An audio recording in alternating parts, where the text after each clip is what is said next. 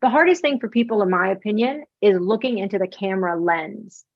Because if you can see the person underneath the camera lens, your eye naturally wants to look at that person. The problem is whoever's watching you on Zoom or on video, you're not giving them eye contact. That's why it's so important to look at the camera lens, because that's how you're conveying warmth, through the camera lens. Those are the eyes of the person who's watching you, or the people who are watching. That's why you have to really make a concerted effort to look through the camera lens. Welcome to the Communication Secrets Podcast with your host, Angela Podolsky, international keynote speaker, behavior analyst, and nonverbal communication expert. Welcome to another episode of Communication Secrets. I am so excited to be back with another episode. And this time we have somebody that you probably can recognize her name and face from Fox, CNN, ABC, Dr. Oz, NBC, Dr. Crew. I can go on and on and on about where she's been. She's been seen on so many shows, did so much work in the field of body language. She actually even created a body language national day. I'm excited to welcome Blanca to our podcast. So welcome. Thank you. It's a pleasure to be here. Some of the things that I would like to focus today is helping people get better on camera. And when I say camera, it can be a spokesperson, it can be media, it can be a Zoom. So I would like to maybe start with a question to you. I don't know if you remember your first time in media and the first time on TV. When you left that experience, what was most surprising to you? Oh, I remember my first time. It was a big case here in Greensboro, North Carolina, a big trial case. There was a former senator who was being tried here in Greensboro, North Carolina, which is where I'm based. And I do remember my first media interview, and it was with a Fox affiliate, a local Fox affiliate, and being nervous and saying, you know what? I know what I'm talking about. This is a great opportunity for me to share, to help other people understand a little bit more about body language. And so I just jumped right in. And afterwards, I was like, wow, I really like this. I had been so hesitant to do television for so long prior, because it just seems like, oh my gosh, TV. Not a lot of people are on TV, if you think about it. And so it can be kind of intimidating and scary, and you don't know what's going to happen because so many people have the potential of watching it. But I do remember afterwards going, I like this and I want to do it again. What are the things that were surprising to you, in a sense of what did you not expect that you would need to learn and do as a spokesperson, as somebody on media? What are the things that I'm asking that because I'm sure other people that doing it the first time have the same thoughts. What is it for me that I'll be surprised? What can I be aware? So I wonder if from your experience, when you left that first or second or third, what did you find out that you didn't realize that you need to know? It's a conversation. It is a conversation with an interviewer. Yes, there is a camera on you. There's probably a photog. There's a microphone. Depending on the setting, there could be more than one camera. But here's the deal, though. It really is a conversation. Someone is asking you a question. Someone is getting your input and your advice and your feedback, and you're answering it. So it should be relaxed. It should be normal, just as if there weren't any cameras around. That was a surprising moment for me, because it is a conversation, like in real life. Yeah, we have sometimes those people that on TV in such a high regard, and we wonder how they're doing it, right? So what you're saying, having it just a conversation, as if you have a conversation with a friend, is no different. The only difference maybe is the timestamp, because your conversation cannot be going for an hour, but you have 5, 6, 7, maybe even just 2 minutes on the segment. How do you deliver a message verbally and non-verbally? This is a communication podcast in that short period of time. You have to know what you're going to say. So a lot of times before you jump in front of a camera, if you're going to have a segment, if you're going to be on a podcast or a TV show, or even if you're given a presentation, you know what you're going to say. So you have to have a reason for talking. You're not talking just to talk. If you talk just to talk, you're going to be rambling. You're going to lose people. They're going to think this is boring. You're boring, and they're going to turn you off and keep moving. So there has to be a point. What is your message? What is the most important thing you want to share? And you want to lead with that. So in my world, you don't want to bury the lead. You want to start off with the greatest, best of what you're saying, and then you fill in the blanks. Why? That's the hook. That's why someone is going to watch and pay attention. You cannot be boring on camera. If you are, forget it. It's the wrong medium for you. With that, when somebody is nervous, how can they stay on track and be linear and not bury the lead? Because when somebody is nervous, they tend to ramble. They tend to bring filler words. They tend to go round and about. How somebody, when they're nervous, goes back to that straight point? It's about preparation. You have to be prepared before you get on a camera. It is no different if there were no cameras and you're having an interview with somebody. You got to be prepared. Or if you're doing a presentation, you have to know what you're talking about. And that also means practice. Practice what you're going to say. Say it out loud. Does it make sense? Is there a different way that you can say it? Are you using too many words when you can use fewer to make the same point? Is there a different way you can say it that's really going to grab somebody's attention? It's about practice. It's no different than any other skill that you have. The more prepared you are before the camera goes on, the better you're going to do, the more confident you're going to feel, and the more engaging you're going to look. And that is a powerful combination. So you really have to be prepared. Now, here's something that happens. I've been on television, hold on, what year is this? Probably 13 years now, I think. I think that's about right. 12, 13 years, something like that. But the point is, it's a long time. And the point is, almost anything that can happen to somebody live on television has happened to me. And one thing is, if you forget what you're going to say, people will panic. That's happened to me before. But here's the deal. Nobody knows what you're going to say. So if in your mind, you're not saying it in the order in which you want it to be said, don't freak out. Just fill in the blanks. Don't make a big deal about it. If you don't make a big deal out of it, guess what? Nobody else is. Why? Because nobody knows. However, if it's something that you needed to talk about chronologically and you skip a step and you remember and say, oh, yeah, Angela, I meant to say earlier, blah, blah, blah, blah, blah, blah, blah. Just be cool about it. Fill in the blank. Again, it's more comfortable you are in handling the conversation, handling any bloopers that happen, the better off you're going to be. And you're going to come across as a pro. Why? Because you're handling it, and you know what? You're relatable. People want people who are relatable. Nobody wants perfectionism. We want realism. Keep that in mind. Yes.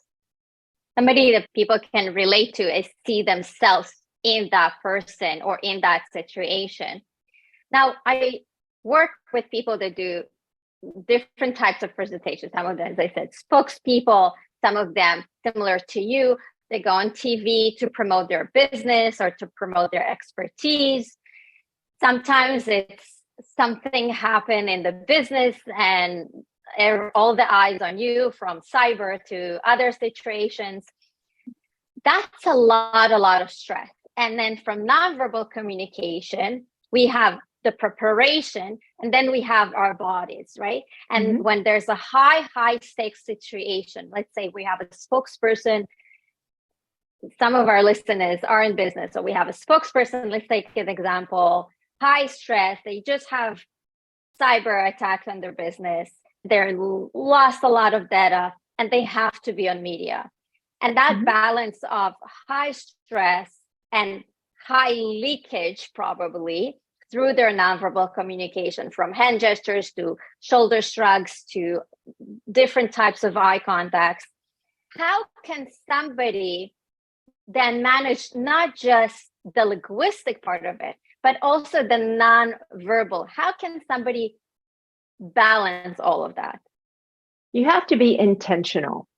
What that means is you have to be in control of your own emotional state, your own physiological state as much as you can be. For example, if you feel yourself breathing really fast, the shallow breathing, you can be intentional about slowing down your breath once you recognize what's happening for yourself, right? Nobody says because you realize that you're breathing really fast, you have to continue.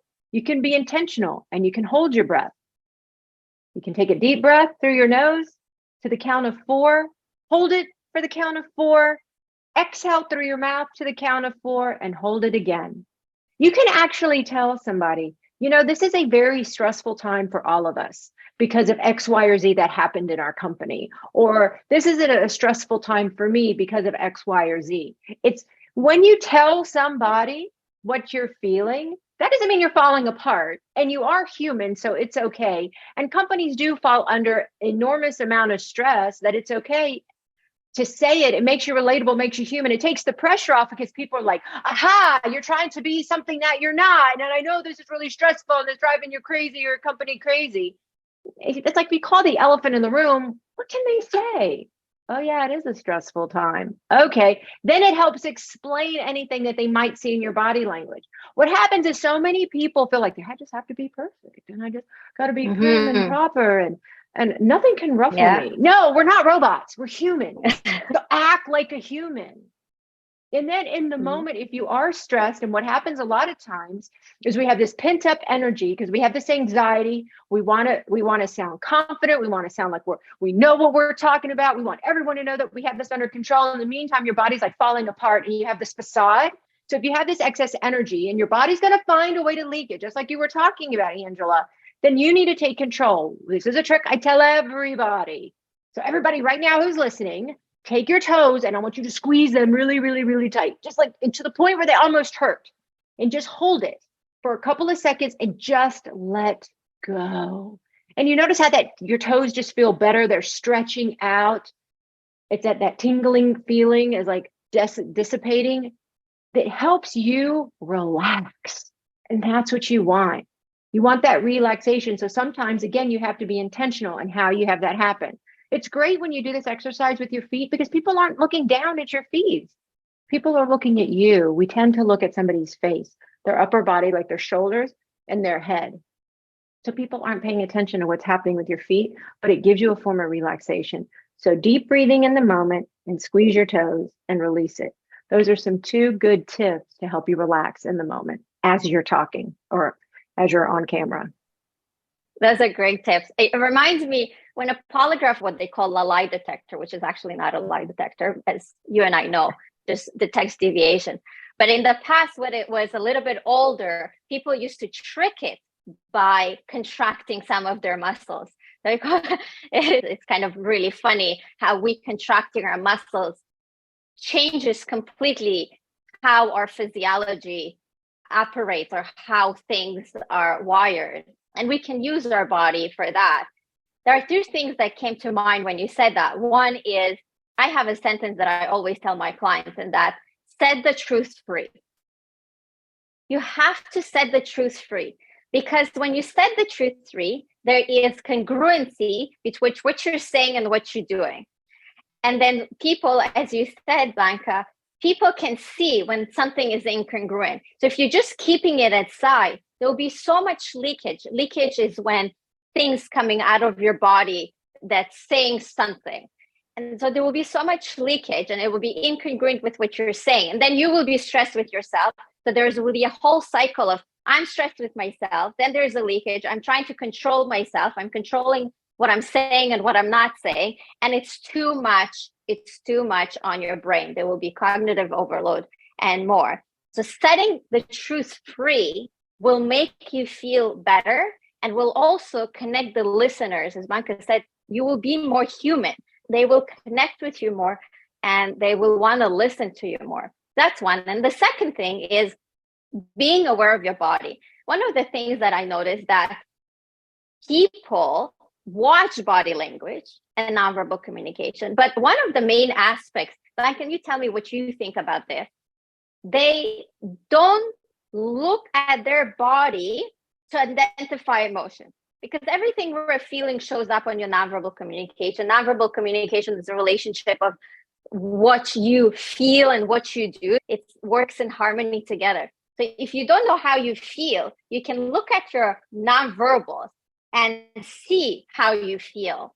So I find a lot of people sometimes go, and especially in business, they run, they forget their emotions, and then they're on camera, and then there's all those emotions suddenly coming in, and there's all this leakage, and there's all this nonverbal, and they didn't check in with their emotions. And some people check in with their emotions, they can feel them. Some people are more connected to their states of feel, and some not, but they can use their body to identify what is actually going on. If they're contracted, if they're clenching, if their breath is changing, like you mentioned.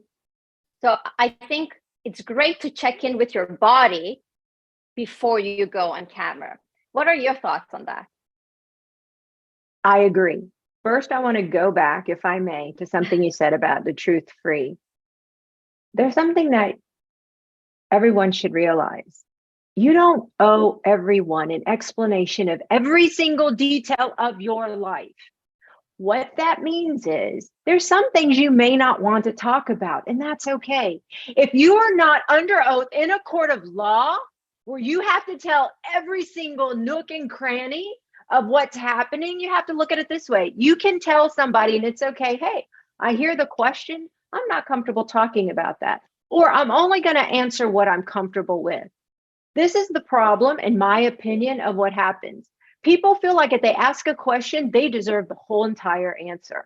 I'm not saying to withhold information to lie. Do not misunderstand what I'm saying. I'm not saying that at all.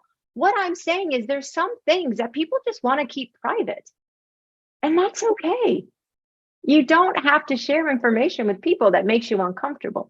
Because what happens when you don't know how to answer something, or you're not sure what to say, or you feel like, I can't say that because I told Bobby that I would never talk about this, or this is something that's private and I never thought I'd have to talk about it. You don't owe people that explanation. You can just say, I'm not comfortable talking about it. Again, I'm not talking about lying. That's not what I'm talking about. I'm really talking about privacy and comfort. People have this idea that because they ask a question, they deserve everything, and they don't. It's an honor for someone to share information with you. It's not your right to ask and be given the answer. Yeah. And when you're in media, you also have strategies, and the media will always ask you questions, right? Like that sometimes in business on purpose to try to get more information that they know you should not be disclosing. But there's ways to go around it. As you said, Blanca, you don't have to, and there's techniques for that as well. I think that's great. And your second point, sorry, I was interrupting. One thing that you can do is you can watch how people are responding to you. And that really gives you a sense of what your body language could be saying in that moment. If someone is relaxed and happy and they're talking even more, then what is that telling you? That they're comfortable around you. So not only are they comfortable around you, they're sensing something also. And more than likely, they're sensing that you have pretty relaxed, comfortable, engaging, interested body language. If you're having a conversation and then they like pull back, or you notice that their shoulders round, or they turn a little bit, or they start playing with the back of their neck, these are signs, body language signs that they're not comfortable. It could be the conversation, it could be the question, it could be your own body language. So you can judge your own body language based on the impact you're having in the interaction with somebody else. And I think that's a big cue as to what could be going on, because remember, we don't walk around with mirrors in front of us. At least I haven't seen that yet, which means you just can't glance at a mirror and notice what you're putting off. But you can gauge what's happening by reading someone else's body language when they're interacting with you.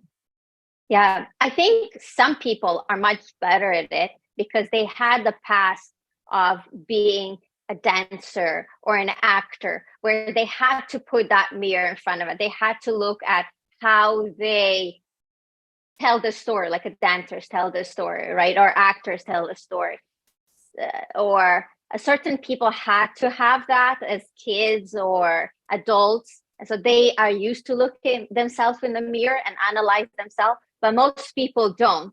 And to that point, I want to go deeper into one of things that you do is analyze the actions of others, maybe court, maybe politicians, or even interactions. I saw you doing a dating interactions on TV as well. I'm sure it was a lot of fun, and I'm sure you got a lot of comments on that. We see on TV often experts that analyze the information of others, and we read books about how to read others.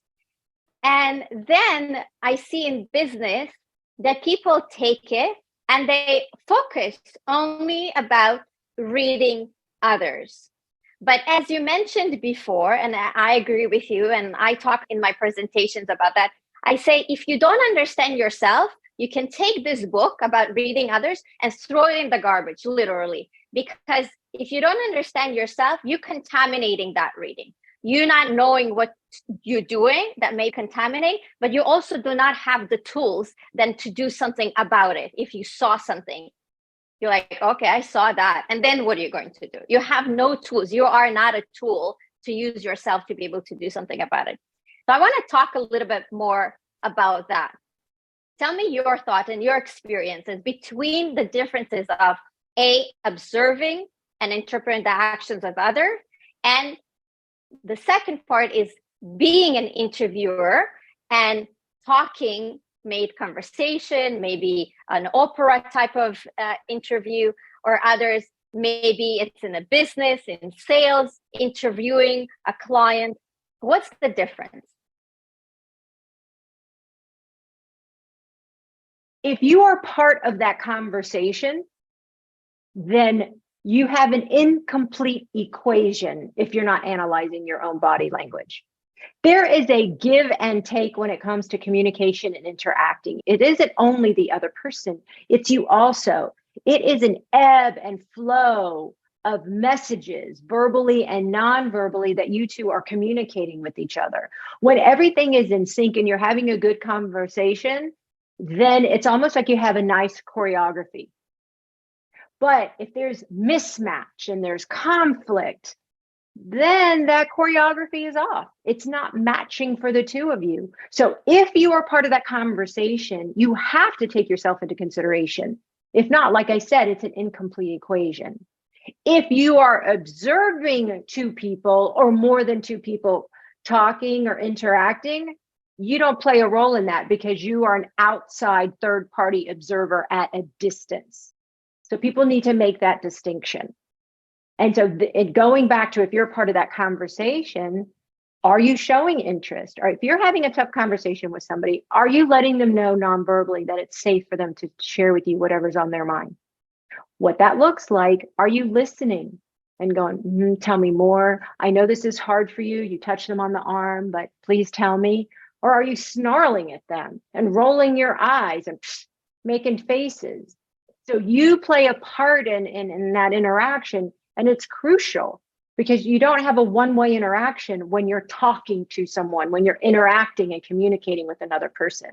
You're critical to either success or the failure of that interaction. And look, when it gets too hot or it's not going anywhere, there's a timeout.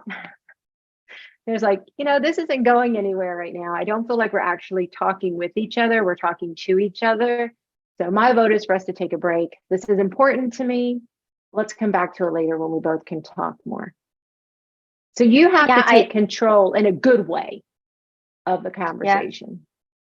Yeah, I love the fact that you said there's a difference between if you're an active role in the conversation or you're just an observer. And that's a good way to look at it. And I personally never thought about it. I don't talk about it like that, of saying, are you an observer, an outside observer, or you're active in that conversation? That makes a difference. I love that point that you made.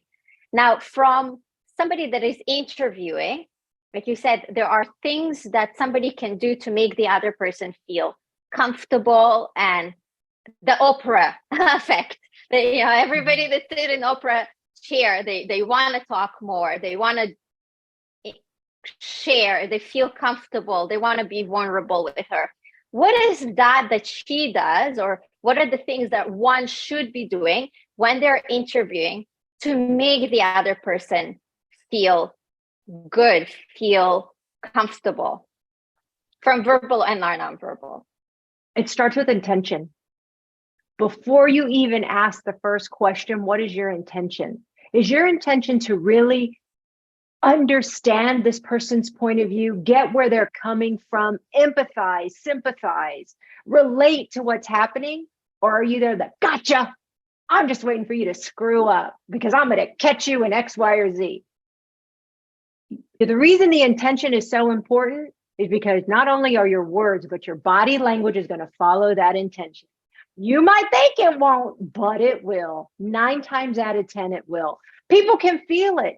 People are going to feel whether you really care about them, whether you really want to help them, if you really understand, or is it you have an ulterior motive to why you're asking the question, and then they don't trust you, which means they're going to withhold information.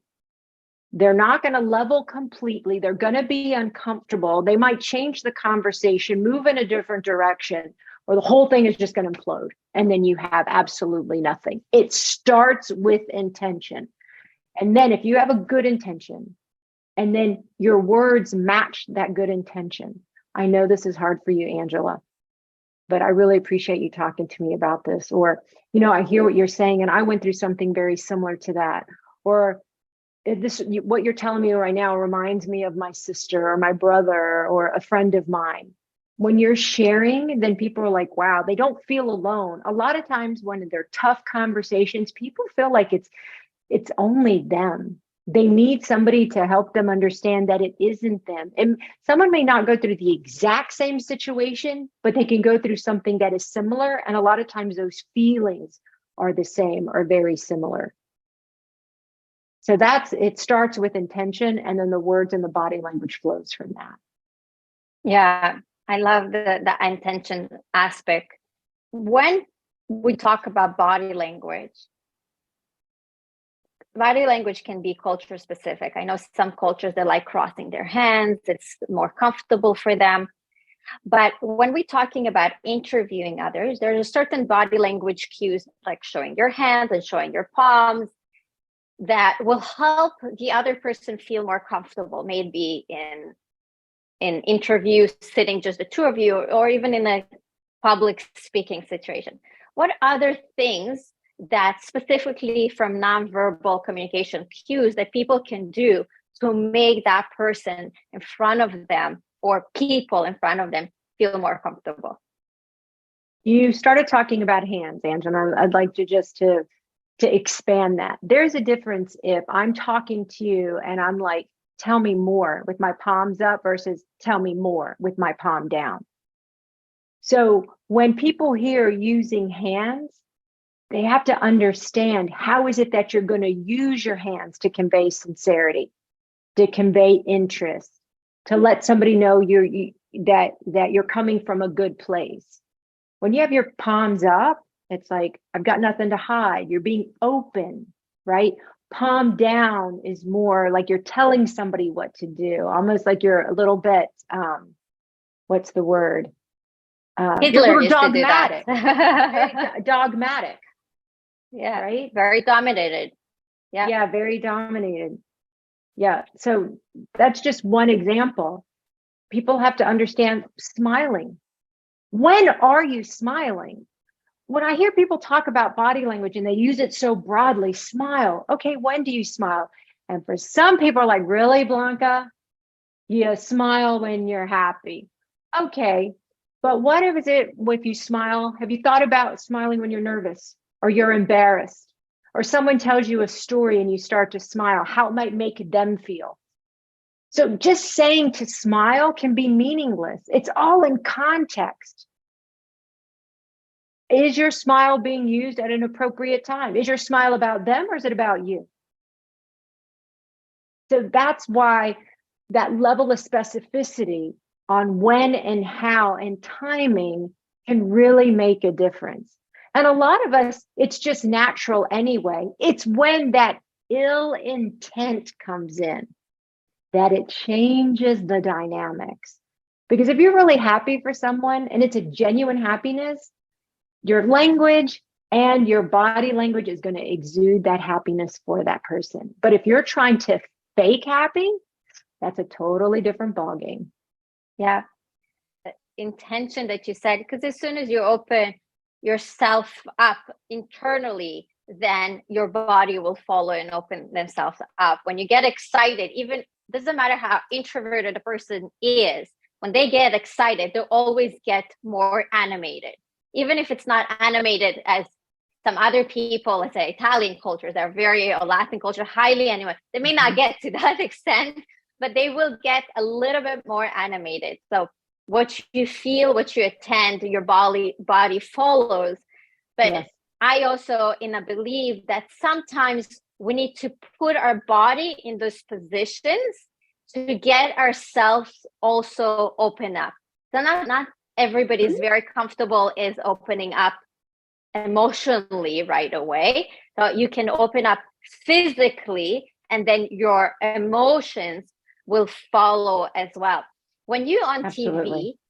TV, is there a certain thing you do before going on camera to position yourself physically, non-verbally, emotionally to be successful on that episode? Do you have a ritual? Yes, I do. So, and normally when I'm on a show, I'm a guest on the show, I normally get to the city the night before. So I'm talking to the producer about the segment, and then I'll practice. So everything I tell everybody to do, I do myself. And so I'll practice, and normally I practice in front of a mirror, and I set my intention. How do I want to be during this particular TV interview? So I set that intention. And then when I'm in front of a camera, I know who I'm supposed to be looking at. And then I make sure that my body language is open and relaxed. So what that means is I don't have my legs close together. I have them hip distance apart. It gives me more stability. It helps me look confident. I make sure that my arms are hanging naturally by my side, meaning they're not, right beside. My shoulders aren't up to my ears. My arms aren't stuck to the side of my body. You can see the natural curvature of my fingers. I do the toe squeeze also when I'm a little nervous, just like I told everybody earlier. And then I remind myself of what my intention is. That's what I do. And I angle my body to the interviewer, or unless I'm specifically told where I'm supposed to, where they want me to look, then that's what I do, right? I'll do what the producer and the director says.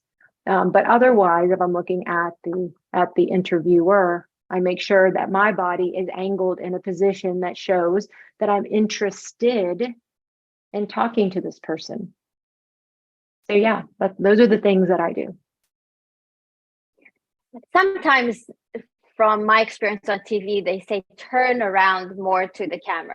So what's for you, the balance between being more camera facing to the person you're speaking with?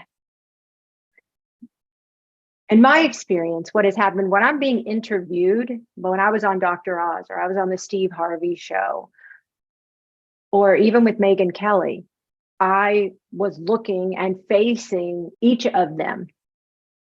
And then I've always been told, don't pay attention to the camera. The camera will follow me. The camera will find me. But to be more natural and it looks unscripted, it's just I'm having a conversation with the interviewer. So even when I was on the Steve Harvey show and Megyn Kelly today, we had scenarios with different people. And so I'm interacting with Megyn or Steve. I look at them when I'm talking to them. And then when I'm explaining a situation with various people, then I turn my attention to the people. The only time that I'm aware of that you're more forward facing to a camera is if it's just you and the camera, meaning there aren't other people that you're engaging with or you're reading from a teleprompter. So I can't really speak to what you're talking about. I can only speak about my experience. And when I'm being interviewed and all the big shows that I've been on, it's just me and the person I'm talking to. I don't think I've been told, unless I was reading prompter, but it wasn't for any of those shows. That's great. And now I want to switch a little bit gears into the difference in video versus face-to-face interaction. And you are the queen of video, may it be on TV shows, or I know you have a class about how to do through presentations or talk through Zoom and your Zoom etiquette, should you say, during COVID specifically, when people would tell me, Angela, there's no nonverbal communication on Zoom. And I'm like, really? Really? There's no nonverbal communication. Well, then you don't really know what nonverbal communication is, because there's so much nonverbal cues on Zoom. May it be you, your face, your body, your context. I would like to go deeper into that from your experience and share with individuals what can they do to better connect with people through Zoom. Because sometimes I hear people saying it's harder to connect. So I would like to hear your thoughts. What can they do better? When you're on Zoom, you have to realize that the space that you're looking at, that rectangle, which normally is like mid-belly up, right? You want to replicate that and your background as if you're in person to person in somebody's office. So what that means is you want to make sure that your camera is eye level. Your camera isn't showing the ceiling of the room that you're in. Think about it. In real life, you're trying to replicate, unless you're looking up, you're not actually looking at somebody's ceiling, right? You're looking at them. The hardest thing for people, in my opinion, is looking into the camera lens. Because if you can see the person underneath the camera lens, your eye naturally wants to look at that person. The problem is whoever's watching you on Zoom or on video, you're not giving them eye contact. That's why it's so important to look at the camera lens, because that's how you're conveying warmth, through the camera lens. Those are the eyes of the person who's watching you, or the people who are watching. That's why you have to really make a concerted effort to look through the camera lens. For some people, they forget about it. So you can put a picture there, perhaps a picture of somebody who makes you feel really relaxed and comfortable, because then you can pretend that you're talking to that person, and it makes the world of difference. Or you can just put a little sticky note behind the camera, because then that's a verbal reminder, or visual reminder, to look into the camera, because that's how you're going to convey warmth. And then when you're listening, so when you're speaking, it's more important, in my opinion, to look through the camera lens. But when you're listening, then you can look down and take in what's happening in the Zoom activity. But this is where, when you still want to get animated, we're not robots. I always say this, we're not robots. Yeah. So even though you're on a Zoom, you can lean in a little bit. You can modulate your voice.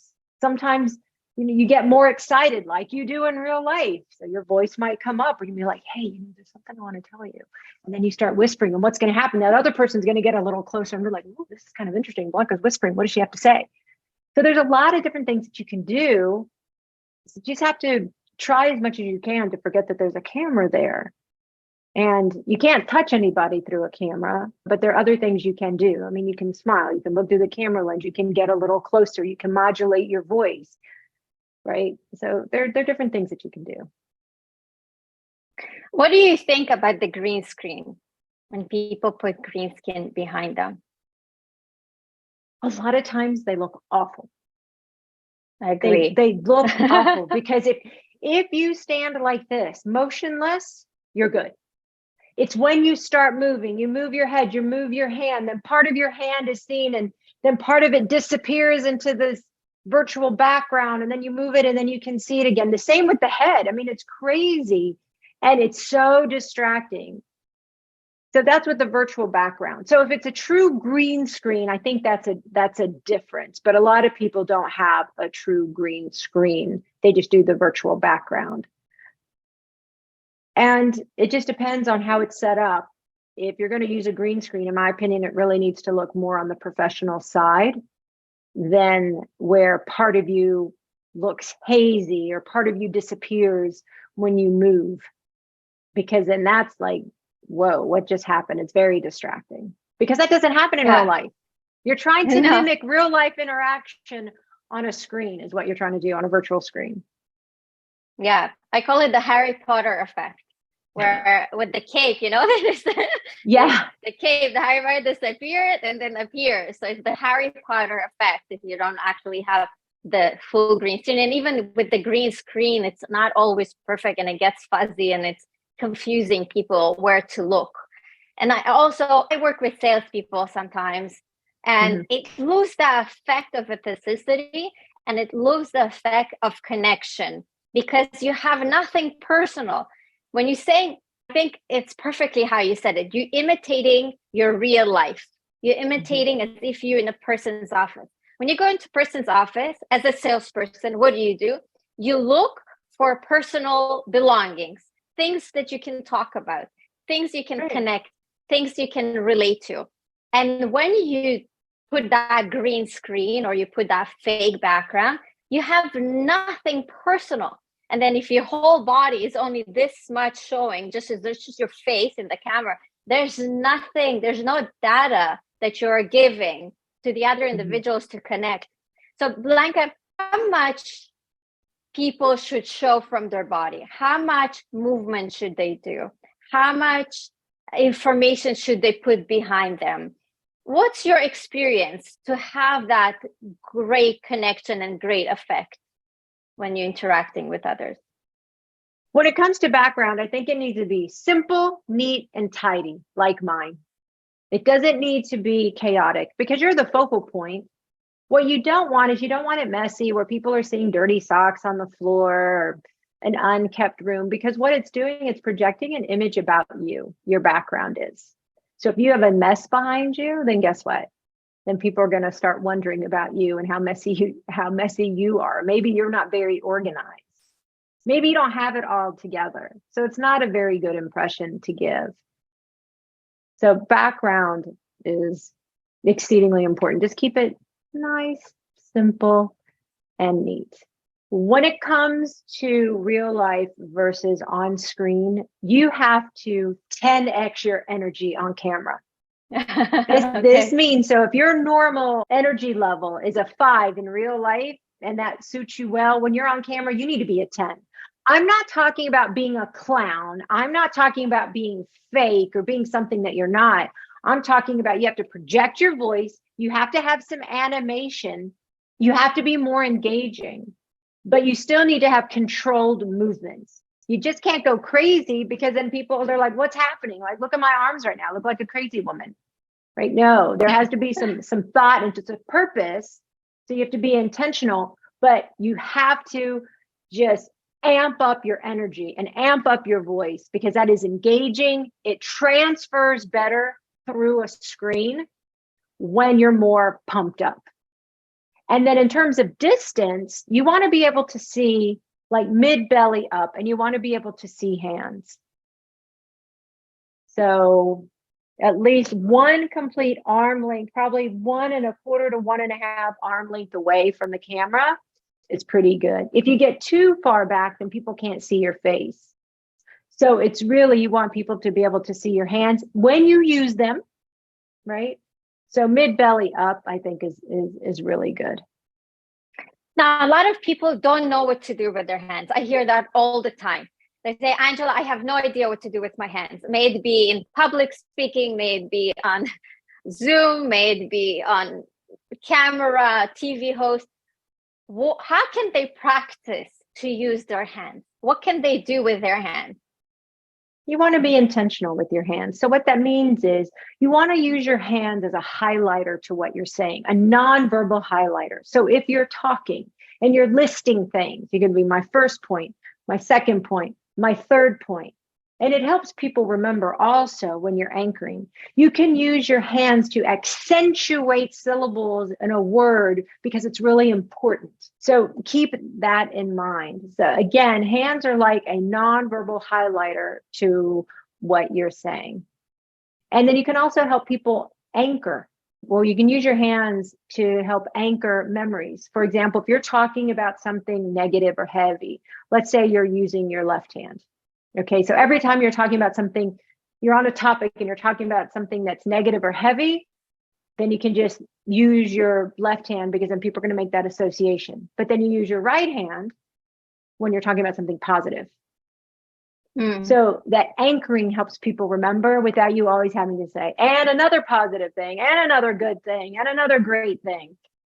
That anchoring, that visual anchoring will help people remember. So you need to be intentional with your hands. And when you're on a camera screen, people are like, how big do I get? I tend to fall off of a screen and I don't mean to. That's just me. That's part of my baseline is I tend to use big movements. The joke is on a CBS network that I work on when I was in studio was that they always had to have a wide angle camera for me because my movements are big. They're not obnoxious, but they were just big. I had a very big room. I was talking to different interviewers, and it just depends on what I'm talking about. So you want to make sure that you keep your hands within the frame when you're talking on Zoom. Mm-hmm. Another question I have, when they use their hands, so you have the animation of the hands, you can use it for different things. But then when they put it down, where should the hands go? You have a couple of options. One, you can keep them by your side, relaxed by your side, or, you can do a steeple, like in front of your belly, on the lower half of your abdomen. Or if you have a table in front of you, you can rest your hands on the table, but you always want to make sure you have the natural curvature of the fingers. And the reason that's so important because it's relaxation. That's a sign of relaxation. We don't have our fingers, tight and outstretched. We keep them just relaxed. So you have a few options. A lot of people I see in boardrooms, they fidget all the time. They do either fidgeting or self-soothing. It's either they're petting themselves or they picking at themselves or they, playing with the pen. And that does not give away that comfort, that presence, that I'm here, I know what I'm talking about, nonverbal cues. It actually gives more anxiety to the people sitting in front of you. So if you are in a boardroom or you're leading a team, and everything we're talking here, it's not just on camera. We talked earlier about speaking with somebody and making them feel comfortable when interviewed. That can be with an employee. It doesn't have to be just interview as opera style interview.